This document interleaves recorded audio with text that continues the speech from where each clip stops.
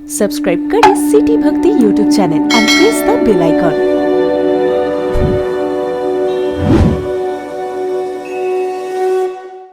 कि तुम व्यापार की बात करते हो, मुझे तो सारे संसार की चिंता है। क्या होगा? जलवायु परिवर्तन हो रहा है, मेरा माथा तो फटा जा रहा है एकदम। इतना भार कैसे कैसे माथे पर ये बोले जा रहे हैं।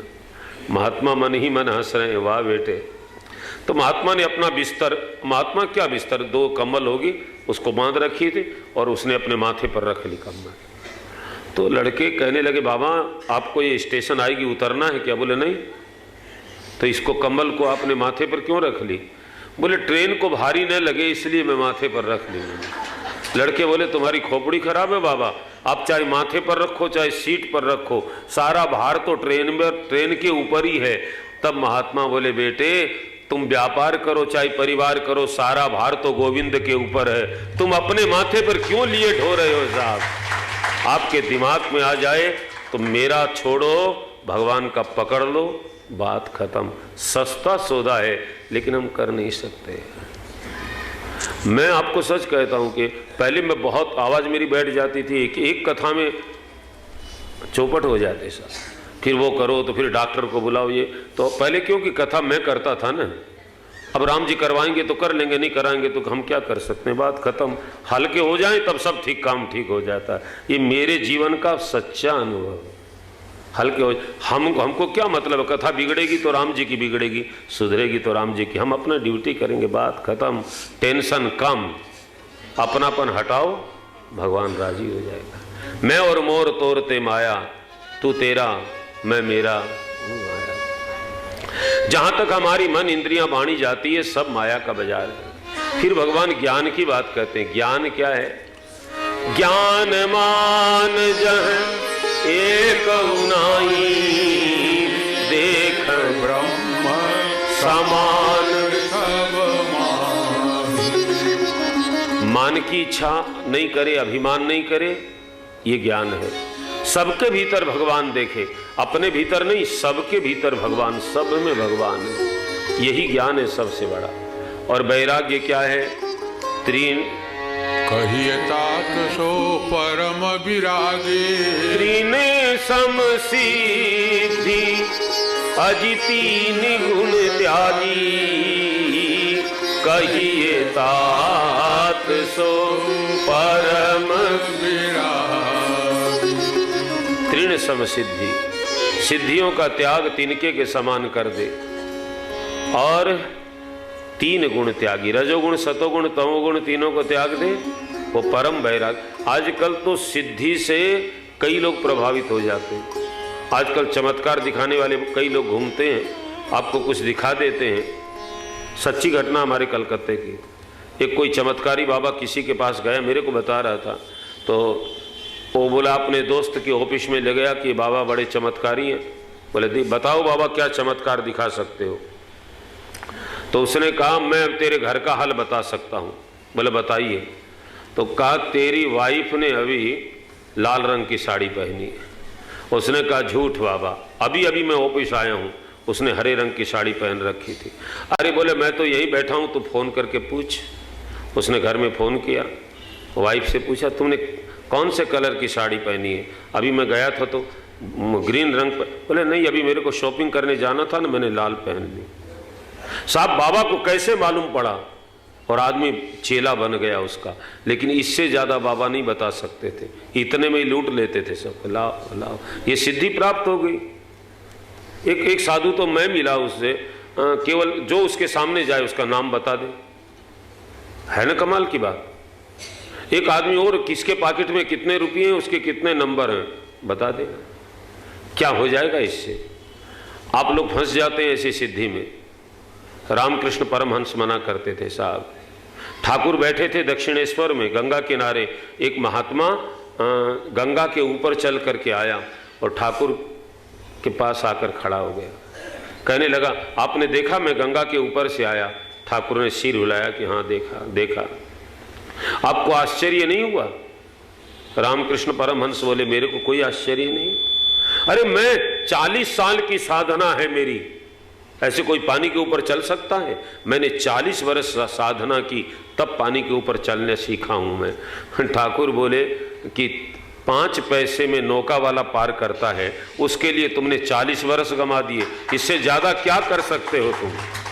ये जो चमत्कार दिखाने वाले हैं ना, इनमें फंसना नहीं।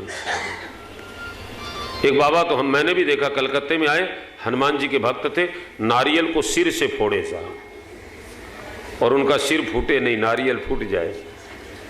कमाल है ना, कमाल की बात। अब लोग उनके सैकड़ों चेले हो गए, बाबा में ओहो कमाल है, उसने साधना कर ली साहब।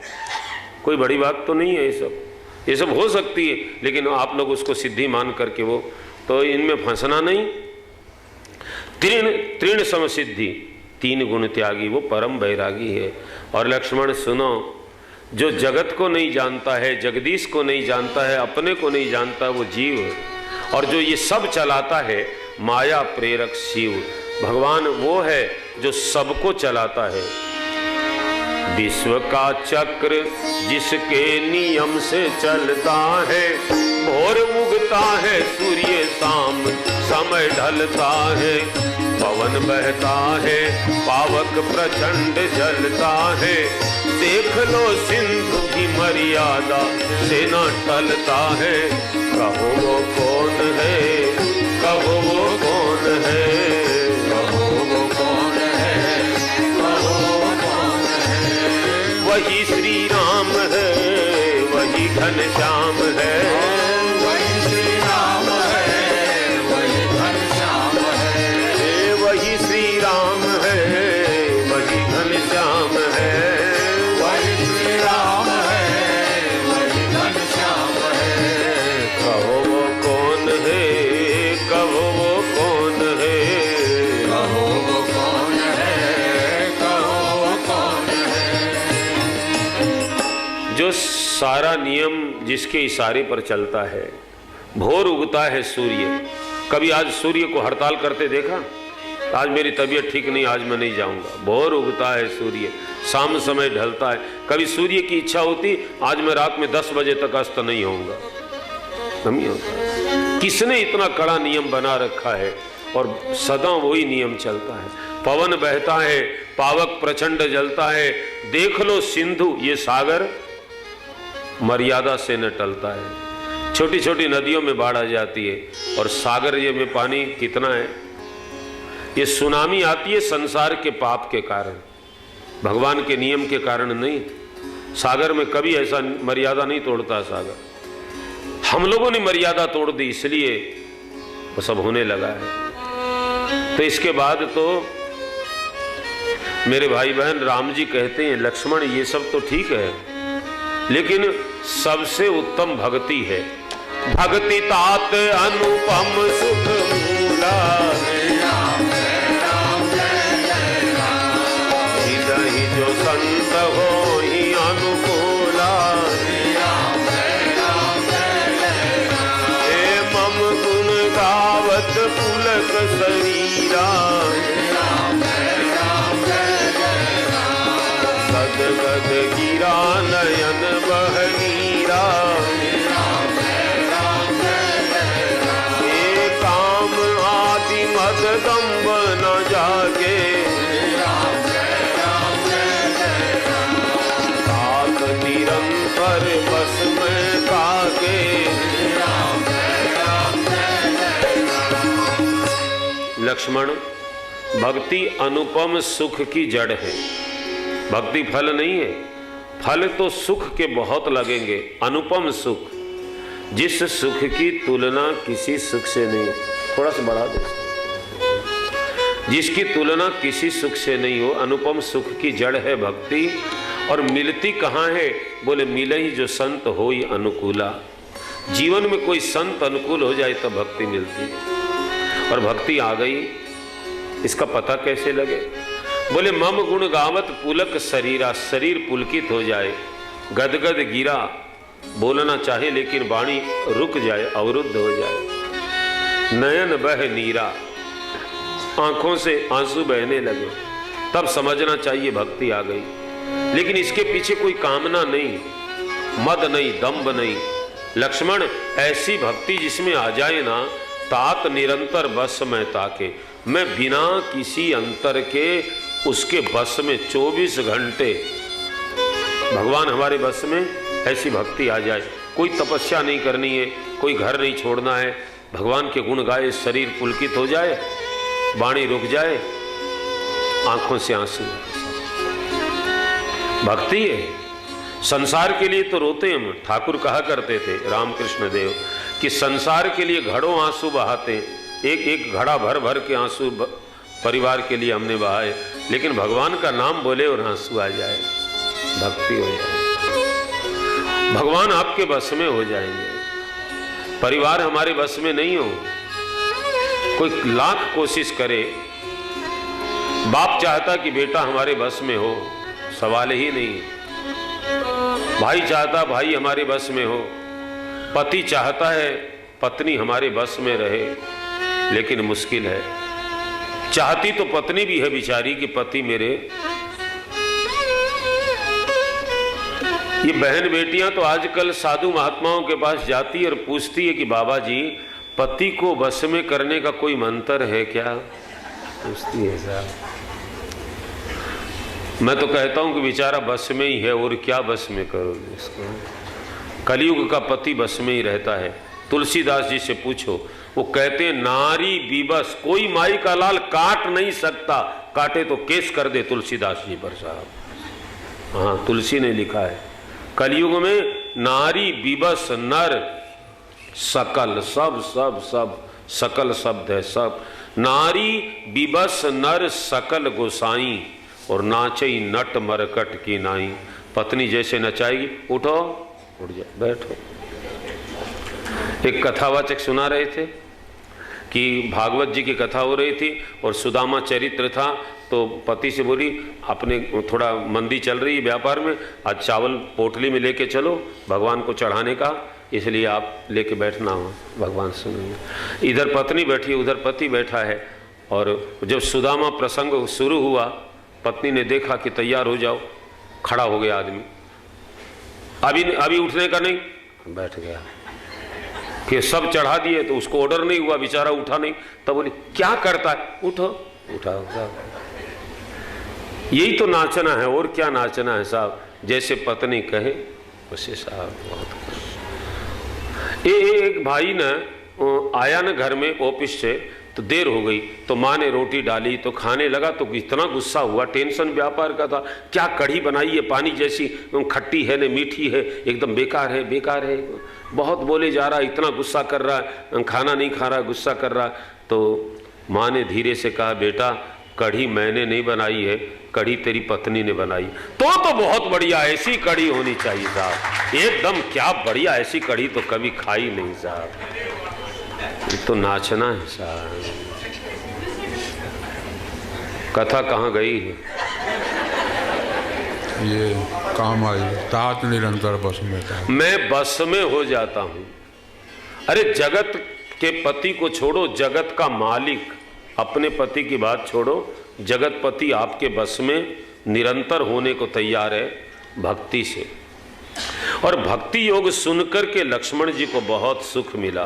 भक्ति योग सुन अति अति शब्द है सुख पावा, लक्ष्मण प्रभु चरणन सिरनावा। भक्ति में बहुत सुख है। और इसके बाद तो सुपनखा रावण की बहन आई, राम जी को देखा, राम को देखकर काम मिटना चाहिए, लेकिन राक्षसी है।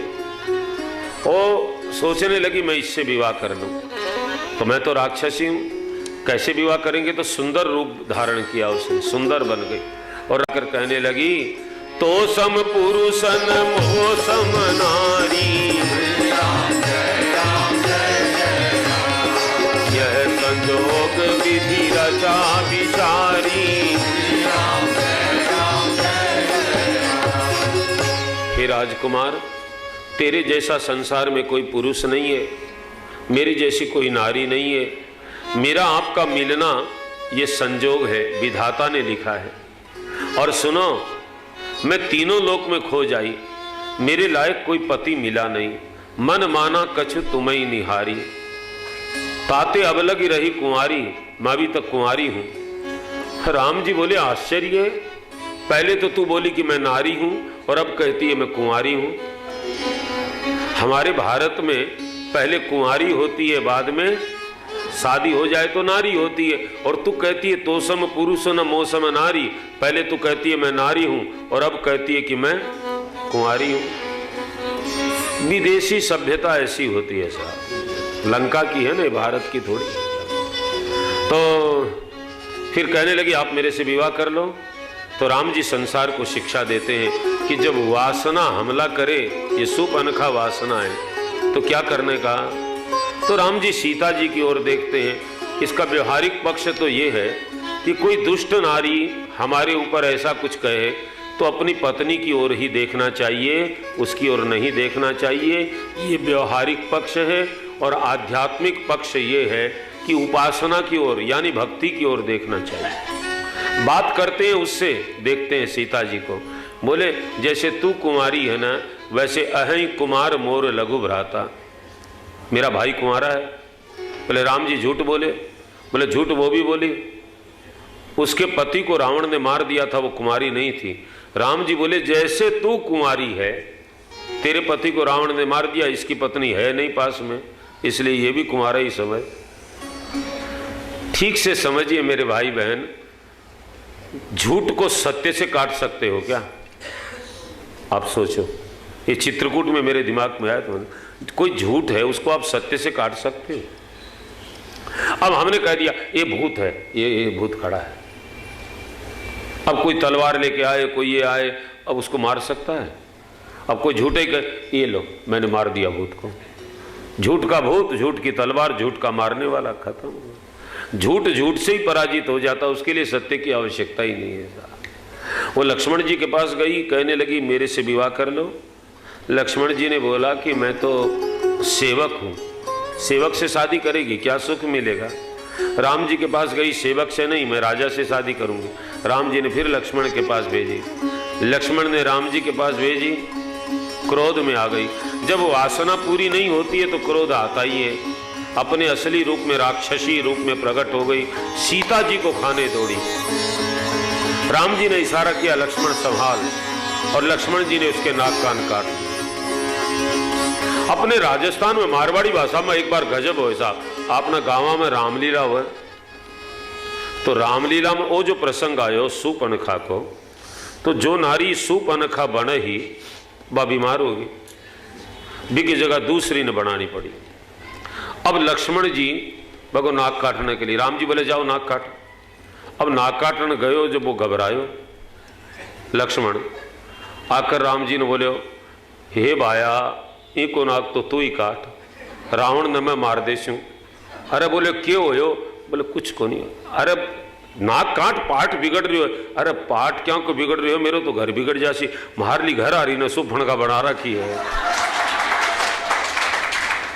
इको नाक तो तू ही काट दे, रावण ने मैं मार दे।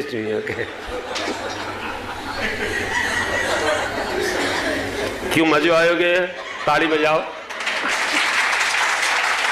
बस बस।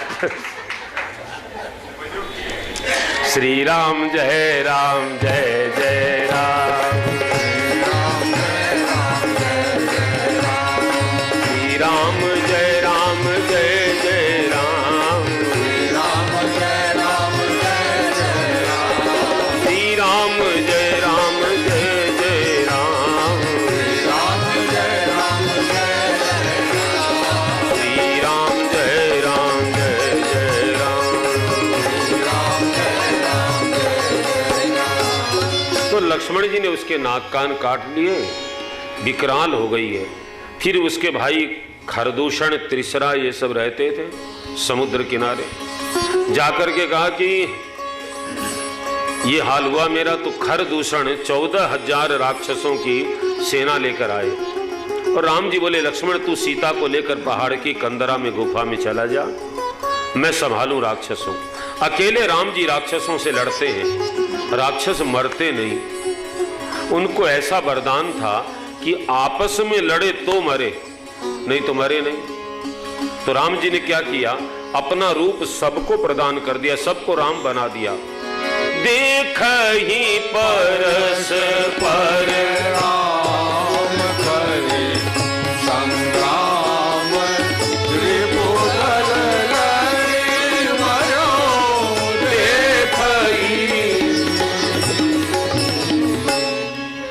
राम जी ने सबको राम बना दिया साहब। करी श्रृंगाम रिपुदल लरी मरियो, थोड़ी देर में सब मर गए। ये बड़ी अच्छी शिक्षा राम जी ने दी हम लोगों को कि हम लोग आपस में लड़ते हैं तब ज्यादा मरते हैं। दूसरे की लड़ाई से इतनी हानि नहीं होती जितनी आपसी लड़ाई से हानि होती है। खरदूषण 14,000 सैनिक सब मारे गए। सुबनखा दुखी हो गई, रावण के यहाँ गई। इधर लक्ष्मण जी सीता जी को लेकर आए ना, सीता जी ने प्रणाम किया आज बड़े भाव से राम जी को, लक्ष्मण जी ने भी किया। सीता जी राम जी को देख रही है। राम जी बोले सीता क्या बात है? बोले आज मेरे मन का एक संशय दूर हो गया। मैं कभी कभी सोचती थी कि आप सुंदर तो बहुत हैं लेकिन कोमल बहुत हैं। यदि कोई युद्ध का मामला होगा तो मैंने तो आपका युद्ध कौशल नहीं देखा था, आज मैंने देखा कि जितने कोमल है उससे ज्यादा कठोर हैं साहब। बहुत अच्छा लगा। और यहां सूपनखा रावण के दरबार में गई और जाते ही नीति बोली है। धन्य है राम कथा, जिसकी राक्षसी कितना बढ़िया प्रवचन करती है साहब। क्या बोली?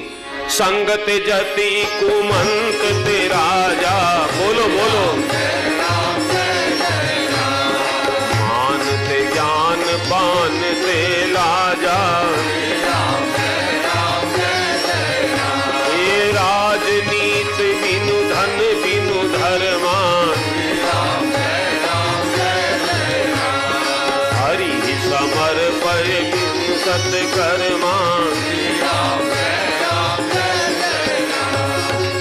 राजनीति बिना, जो नीति नहीं जानता उसका राज्य नहीं रहता। धन बिनु धर्मा, कितनी अच्छी बात बोली कि जो धर्म नहीं करेगा उसका धन टिकेगा नहीं। आप धर्म करते हो, धर्म, इस धर्म पर कोई एहसान नहीं है। धर्म से आपके धन की सुरक्षा होती है। पहले के लोग मोटा खाते थे, मोटा पहनते थे, दान धर्म बहुत करते थे और कहते थे कि लक्ष्मी हमारे घर में 7 पीढ़ी तक रहे। आज किसी के यहाँ 7 पीढ़ी रहती है क्या? क्यों? धर्म नहीं करते। जितने अनुपात में भगवान ने हमको दिया है उतने हिसाब से धर्म करें। हम भगवान ने दिया बहुत और धर्म करें नाम मात्र, ऐसे नहीं चलेगा साहब। एक कोई बताने वाले कुछ बता रहे थे, पहले की बात है, कोई की फैक्ट्री में कुछ काम गड़बड़ था तो उसके वो ऐसा करने का, तो बोले एक कुत्ते को रोटी खिला दे, काले कुत्ते को रोटी खिला दे। तो दूसरा आदमी बोला इतनी बड़ी फैक्ट्री के लिए कम से कम 1000 कुत्तों को रोटी खिलानी पड़ेगी, एक कुत्ते से काम थोड़ी चलेगा साहब। पुण्य भी धर्म भी ज्यादा करो। धन भगवान ने दिया है तो आपकी जिम्मेदारी है कि धन को सुरक्षित करना, और धन सुरक्षित होता है धर्म से। ये बात आज के लोगों को जचती नहीं है, पचती नहीं है, इसीलिए जीवन में रचती नहीं है। और एक हरियाणा के कवि ने बहुत बढ़िया लिखा है, बोले धन चाहे तो धर्म करया कर, राज्य का खातिर तप करिए, मुक्ति खातर परम पिता के अलग बैठ कर जप करिए। मुक्ति खातर परम पिता के अलग बैठ कर जप करिए। अरे भाई धन चाहे तो धर्म करया कर, राज का खातिर तप करिए। धन चाहे तो धर्म करया कर, राज के खातिर। अरे मुक्ति खातर परम पिता के दूध बैठ कर जप करिए। मुक्ति खातर परम पिता के अलग बैठ कर जप करिए। धन चाहे तो धर्म करो, धर्म से धन मिलेगा भी और जो धन है उसकी रक्षा भी होगी। राजनीति बिनु धन बिनु धर्मा, हरि ही समर्पय बिनु सत्कर्मा। अच्छे कर्म करके भगवान को समर्पण करने का, जैसे कृष्णार्पण वस्तु, दुर्गा पाठ हम लोग करते थे तो कहते थे श्री दुर्गार्पण वस्तु, रामार्पण वस्तु। भगवान को जैसे वाक पुष्पांजलि सीताराम जी के चरणों में समर्पित करते हैं कथा को, ऐसे अपने पुण्य भगवान को समर्पित करने चाहिए। और बोली संगते जाति। अब देखो कितनी सच्ची अच्छी बात है। बुरी नारी का संग करेगा तो कितना ही बड़ा जति क्यों ना हो वो भ्रष्ट हो जाए। संगते जति आजकल लोग मानते नहीं। पहले मैं इस पर बहुत जोर देता था तो कई बहनें कहती थी महाराज जी मन साफ होना होता है ना तो कोई हर्जा नहीं है, ये सब पुरानी बातें हैं। तो मैं कहता था कि मन जिसका साफ है उसकी जिम्मेदारी ज्यादा है, जिसका मन मैला है उसको तो कोई फर्क नहीं पड़ने का। मारवाड़ी भाषा में कह गाड्डे में के छाजले को बाहर है, लेकिन जिसके करोड़ों पाप है उसमें 2 पाप और मिल जाएंगे, क्या फर्क पड़ेगा। लेकिन जिसका जीवन बहुत साफ है ना उसको बचना चाहिए। जिसने काले रंग के कपड़े पहने हैं ना उसको कोई फर्क नहीं पड़ना, लेकिन जिसने एकदम सफेद पहने वो बचकर चले कि कोई कालिक लग न जाए। उसमें काला थोड़ा भी लगेगा तो दिखाई देगा। इसलिए मन साफ है, इसलिए शास्त्र की रेखा का पालन करो, मर्यादा की रेखा। संगते जति, सत्संग तक तो छूट है। नारी पुरुष, यदि नारी शरीर है भक्ति करती है तो पुरुषों का ज्यादा संग नहीं करने का, पुरुष शरीर है भक्ति करनी है तो नारियों का ज्यादा संग नहीं करना चाहिए। रामकृष्ण परमहंस की बहुत महिला भक्त थी, लेकिन वो ज्यादा घालमेल नहीं रखते, बस कोई खाने पीने का सामान लाए वो करे, सत्संग की कोई बात करे, बाद में कहते जाओ। फिर अपने शिष्यों से कहते थे ये शक्ति है, इनसे ज्यादा वो नहीं, दूर से भ्रष्ट हो ही जाएगा आदमी। रामायण में लिखा है संग से जति भ्रष्ट हो जाता है, नहीं करना चाहिए। सत्संग करो, और सत नहीं है तो बाद में तो केवल संग बचेगा, वो तो कुसंग हो ही जाएगा। इसलिए संगते जति। कुमंत ते राजा, राजा बहुत अच्छा है लेकिन सलाहकार अच्छे नहीं है, मंत्रणा देने वाले, राजा नष्ट हो जाए। और कितनी बढ़िया बात कही, मान ते ज्ञान, मान मिलने से ज्ञान नष्ट होता है। जिसको अपना ज्ञान ठीक रखना है उसको मान नहीं लेना चाहिए। लोग पैर छूने लगते हैं, लोग आरती करने लगते हैं, बस हम तो समझते हैं हम तो भगवान हो गए, ज्ञान नष्ट हो जाता है। यही अपने भाई मेरे ऊपर कह रहे थे कि आप पैर नहीं छूने देते हैं, वहाँ व्यासपीठ पर लोग आए हैं पैर छुएं वो करें, तो मेरे को तो अभिमान हो जाएगा कि मैं तो भगवान हो गया, इतने लोग मेरे पैर छू रहे हैं। अभिमान मार डालता है साहब, मान से अभिमान का जन्म होता है। आपको जब समझ में आए तब समझ लेना। सच्चे संत मान से बहुत दूर रहते हैं। मान व्यक्ति को बेईमान बना देता है और सारा झमेला ही मान का है। तो कहते मानते ज्ञान, मान मिलने से ज्ञान नष्ट हो जाता है। पानते लाजा, शराब पीने से लज्जा नष्ट होती है। आजकल लज्जा है, उसका कारण क्या है?